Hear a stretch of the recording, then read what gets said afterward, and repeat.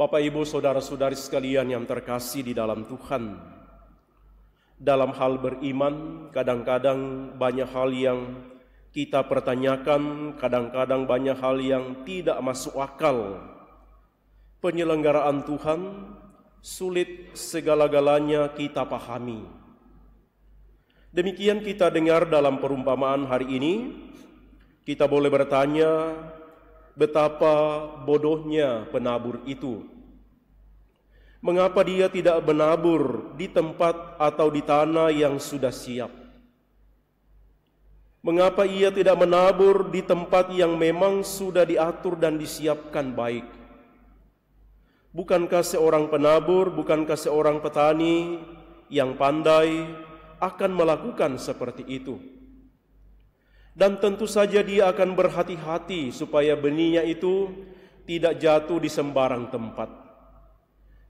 Jatuh di pinggir jalan, jatuh di semak belukar, jatuh di tanah yang berbatu-batu. Maka dalam hal ini saudara-saudari kita memahami benar seperti yang kita dengarkan tadi dalam bait pengantar Injil, ternyata penaburnya itu ialah Kristus. Benih itu adalah sabda Allah, menggambarkan kepada kita bahwa sabda Allah itu ditaburkan kepada siapapun. Kristus itu menawarkan keselamatan kepada semua orang. Orangnya baik atau kurang baik tidak menjadi persoalan. Yang jelas adalah Tuhan baik, Tuhan mencintai semua orang, Tuhan menawarkan keselamatan kepada siapapun.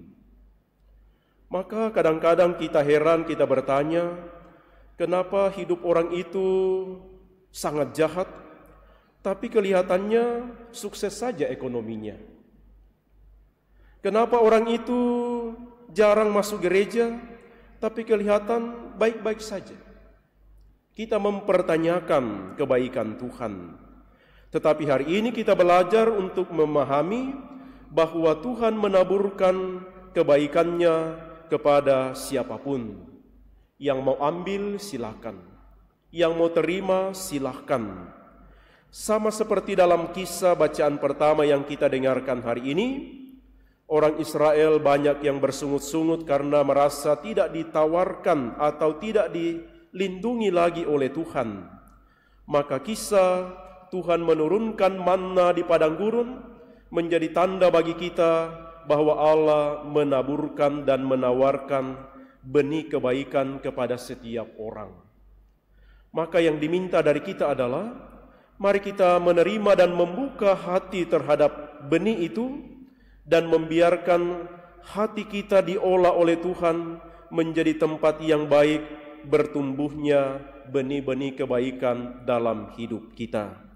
Dan mari kita mohon, semoga kita membiarkan benih-benih sabda Tuhan itu bertumbuh sesuai dengan kehendak penabur sendiri, sesuai dengan Kristus sendiri, supaya benih itu boleh menghasilkan buah yang berlimpah dan dinikmati juga oleh semakin banyak orang.